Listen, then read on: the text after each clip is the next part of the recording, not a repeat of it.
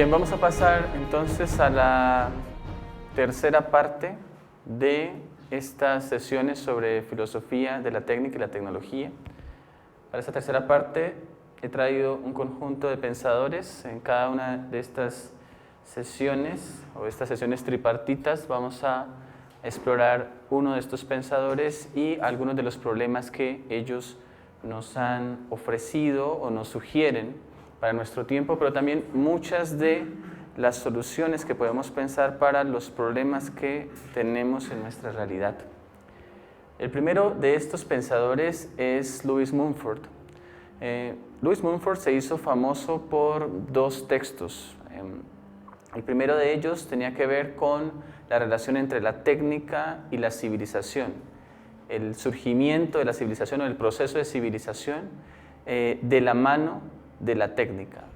Aquí Mumford pretendía retirar una serie de mitos en torno a la idea de que nuestra época había creado la técnica, de que nuestra época había creado la tecnología y que además de eso, que esa creación de la técnica y la tecnología para nuestra época era el asunto o el mejor asunto posible para el desarrollo de la civilización. Mumford, al contrario, cree que la técnica y la tecnología en el mundo contemporáneo de alguna manera se olvidó de su origen.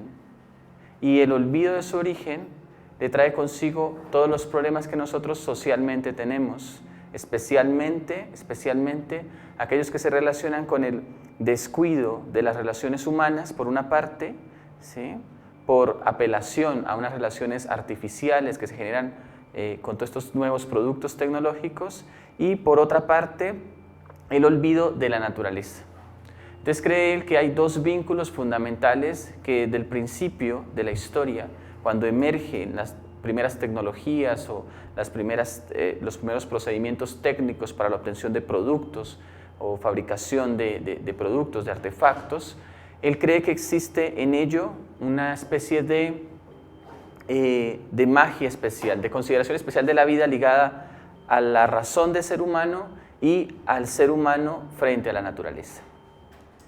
Justamente respecto de estas cosas, Mumford recuerda en varias de sus obras una serie de nociones, una serie de conceptos que estuvieron ligadas al desarrollo de las primeras técnicas y a la producción de las primeras tecnologías en la historia de la humanidad. Esto en todo tiempo y no en un tiempo específico. Esos conceptos que él cree que el hombre contemporáneo olvidó son estas nociones. Es decir, la primera noción que se olvida es la noción de abstracción, porque el hombre contemporáneo cree que por estar fijado a la materia, fijado a lo físico, a la fabricación, a la obtención y modificación de los elementos de la naturaleza, entonces la abstracción, ¿sí?, la abstracción de esos elementos de la naturaleza le hace de alguna manera volver al piso, ¿no?, y residir en él. Y cree él que los seres humanos no pertenecemos a ese piso, no pertenecemos al suelo, no pertenecemos a la tierra, ni a la roca, ni a la madera, a nada de esto, ¿sí? Estamos más allá de eso. Y eso que nos permite estar más allá de eso, él lo denomina abstracción. Es decir, distancia frente a lo que es efectivamente lo natural y lo que es propiamente humano. Eso sería la abstracción, no es aquí una facultad intelectual y demás, ¿no? Lo segundo es la fantasía. Entonces, una de las cosas más importantes para el desarrollo de la sociedad o de la civilización, piensa él, es la fantasía, es tener la capacidad, ¿sí?, de concebir un no mundo, una no realidad. Es más eso. Porque cuando concebimos solo la realidad o cuando concebimos el mundo, sucede lo que veíamos en el anterior concepto, y es volvemos al piso, volvemos al suelo, no nos separamos de él. La fantasía, pensar en el no mundo, pensar la no realidad, tener la capacidad de hacer eso, tener la capacidad de fantasear, ¿sí?, es justamente una forma de liberarnos de las necesidades naturales. Es a eso lo que él denominará más adelante la concepción de lo supraorgánico, es decir, la concepción de la superación de las necesidades orgánicas, de las necesidades simples de la naturaleza. El tercer aspecto es el lenguaje, y piensa él dice algo maravilloso y es, ustedes pueden explorar todos los descubrimientos en cualquier tiempo de la historia, ¿sí? Y a veces se nos olvida preguntarnos, bueno, si el hombre moderno, ¿no?, en su constitución física, orgánica, tiene más o menos unos 50.000 años, quizás más, ¿no? 150.000, 200.000 años. Bueno, si el hombre moderno tiene tantos miles de años, ¿por qué hace solo 5.000 años, ¿sí?, o hace solo 8.000 años, 10.000 años, emerge las civilizaciones? Y emerge con fuerza las civilizaciones. Y él dice, porque surge, ¿sí?, porque se descubre, porque se desarrolla frente a esa facultad simbólica, ¿sí?, que nosotros tenemos de emitir ciertos sonidos y de relacionar los sonidos con las cosas, se desarrolla la escritura. Entonces, el desarrollo de la escritura y el refinamiento del lenguaje como facultad a través de la historia es lo que en realidad, dice Mumford, ha generado en nosotros unos saltos cualitativos, ¿sí?, esenciales frente al desarrollo de la civilización. Por eso, el hecho de que en la época contemporánea la alfabetización hubiese sido un propósito para muchos gobiernos, eso generó una multiplicidad de ideas en las sociedades contemporáneas. Porque en ese momento, en el momento en que la gente tiene acceso al arte, tiene acceso a la cultura, tiene acceso a las letras, ¿sí?, pues ¿tú qué haces con esas personas? Las abstraes, las pones a fantasear, ¿sí?, las sacas de la realidad, las sacas del mundo, pero las sacas ¿para qué? Para que piensen justo esa realidad, para que piensen justo ese mundo. Entonces le quitas el poder de una palabra mística que había permanecido durante siglos, le quitas el poder a unas personas y entregas ese poder místico, mágico, maravilloso, se lo entregas a todas las personas. Entonces dice él, cuando emerge el lenguaje y cuando el lenguaje se masifica en la sociedad, es que las técnicas y las tecnologías tienen un piso fuerte, ¿sí?, en el cual anclarse. Sin lo simbólico, ninguna tecnología, piensa Mumford, sin el rasgo simbólico, sin el carácter simbólico del lenguaje, ninguna tecnología prosperaría. Y en sus textos uno encuentra muchos ejemplos. Uno de los ejemplos que me encanta señalar es el ejemplo de la máquina eólica de Herón de Alejandría, ¿no? Y es una máquina que utiliza energía a vapor, pero que simplemente se mueve, ¿no? Y él la hace solo por ver cómo el vapor, ¿sí?, puede mover un artefacto. ¿Sí? Es solo eso, ¿no? Es una especie de giroscopio, ¿no? Y está constantemente, ¿no?, yéndose a un lado y a otro. Esa máquina movida o impulsada por el vapor no persigue ningún otro fin que el hecho de moverse. Entonces, ¿qué es lo que hace el lenguaje cuando está vinculado? ¿Qué es lo que hace lo simbólico cuando está vinculado? Que esa máquina se integra a la realidad humana, que esa máquina no es externa, que no es un artefacto, ¿sí?, hecho de alguna materia, sino que está integrada. Y el lenguaje permite eso. Así como el lenguaje nos permite acercarnos, como el lenguaje nos permite vincularnos, conocernos entre los seres humanos, también cuando un objeto está cargado, ¿no?, como lo que hacemos con los computadores o con nuestros artefactos, lo personalizamos, ¿no? Y entonces decimos, quiero que tenga tal color, quiero que tenga este wallpaper, quiero que tenga todas estas cosas, ¿no? Y personalizamos. Con personalizarlo le otorgamos una carga simbólica que nos permite acercarnos al objeto. El tercer aspecto es el aspecto de la domesticación. Y aquí él diferencia domesticación a través de las técnicas y las tecnologías de dominación. Entonces, un error de la modernidad, piensa él, creer que con la razón, ¿sí?, creer que con la invención tiene el derecho de dominar la naturaleza y ejerce violencia sobre la naturaleza y ejerce violencia sobre los demás seres humanos. En eso consiste. Ya ven, mi desagrado con la Ilustración, ¿no?, y mi desagrado con la mayoría de los pensadores modernos tiene que ver justo por esto, esta pedantería de la razón. Pues él dice, no es lo mismo. Domesticar es ampliar los límites de nuestro hogar, de nuestra casa, ¿no? Entonces entran los animales, entran las plantas y ya todo esto, ¿no? Entra la huerta, ¿no? Entran los animales para el consumo, entran los animales que juegan el rol de mascotas, ¿sí? Y entran los objetos, ¿no? Domesticamos los objetos, nos traemos. El computador cuando nace está en la empresa, ¿no? Está en la industria, pero el computador ahora hace parte de nuestras vidas y lo llevamos, lo domesticamos. Domesticamos también tecnologías. Eso significa domesticar, traer a nuestro círculo, traer a nuestro hogar algo, objetos, animales, la tierra misma, los árboles, nos traemos todo, ¿no? Creamos una pequeña naturaleza en nuestro hogar.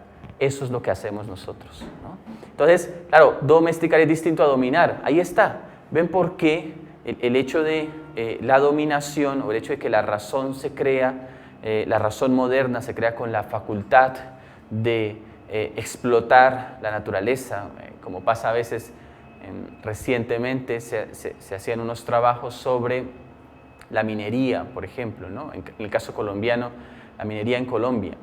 Entonces hay un documental que se llama El llanto del río Atrato, que salió hace muy poco, y en este documental se muestra lo que era el río Atrato antes, ¿no? de la minería y lo que es hoy día, ¿no? Y lo que las poblaciones alrededor del río Atrato viven, ¿no? Son poblaciones que la mayoría han tenido que desplazarse, ¿no?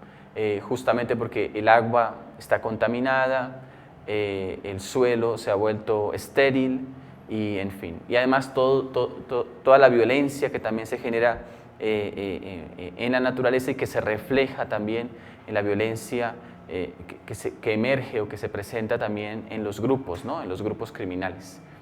Entonces, de alguna manera, Mumford es un defensor de la biotécnica, ¿no? O de la biotecnia, y es un desarrollo técnico, un desarrollo tecnológico, pero es un desarrollo técnico y tecnológico que va ligado, ¿sí? Que nunca olvida, que nunca deja el norte fundamental, que es la vida misma, ¿no? Entonces, la vida es el objetivo. Si hay un objetivo en un dispositivo electrónico o en una tecnología, ese objetivo no puede apuntar a otra parte que a enriquecer la vida, ¿no? A alimentar la vida. Y eso es lo que la domesticación hace. Entonces nosotros no dejamos que a nuestra casa entre cualquier cosa, por ejemplo. Por eso es importante domesticar las tecnologías. Porque no solo las masificamos y democratizamos, sino que además controlamos, ¿no? Controlamos los mismos criterios bajo los cuales emerge una tecnología.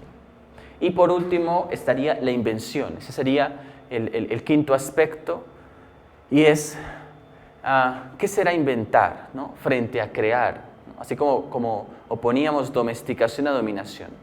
Pensemos en qué es inventar frente a crear. A ver si son términos sinónimos. Entonces uno dice, bueno, crear, piensa Mumford, crear es traer algo, ¿sí? Esencialmente nuevo. Pero la invención no trae algo esencialmente nuevo. La invención trae algo funcionalmente nuevo, humanamente nuevo. Entonces él no piensa que los seres humanos propiamente creamos, más bien piensa que nosotros inventamos, porque lo que hacemos es mejorar las condiciones de lo que ya está, tener la capacidad de mejorar nuestra propia vida, ¿no? De ascender en nuestra propia vida y de ganar eso supraorgánico. La invención tiene que ver con eso. Entonces, si has pensado en la naturaleza, si has pensado en los objetos, si has pensado al ser humano, puedes inventar. La invención nace justamente en eso. No crear, porque entonces crear significa irse al no mundo y permanecer en el no mundo. Irse a la no realidad y permanecer en la no realidad. O sea, creer que de alguna manera, de una forma que en principio no se concebía, que en principio es imposible o que por principio es imposible, pueda surgir algo. Entonces, cuando algo se piensa que por principio es imposible y que a partir de eso imposible pueda emerger algo, entonces caemos justamente en una abstracción ya no supraorgánica, sino en una abstracción supranatural. Entonces nos hemos ido de la naturaleza, nos hemos despedido del mundo y con ello hemos corrido el peligro corremos el peligro de despedirnos de lo humano. Esta sería entonces la primera presentación de Lewis Mumford, o el primer acercamiento a su filosofía. a ver qué significa despegarse del suelo. Más allá de lo que la teoría evolutiva presenta, ¿sí? de los rasgos de la teoría de la evolución, a ver en la evolución cultural, qué significa despegarse del suelo, qué significa salir de ahí, ¿no? Qué significa mirar y trazar un horizonte, ¿sí? Un horizonte en el que los objetos intervienen, un horizonte en el que las técnicas y tecnologías intervienen. Bueno, muchas gracias.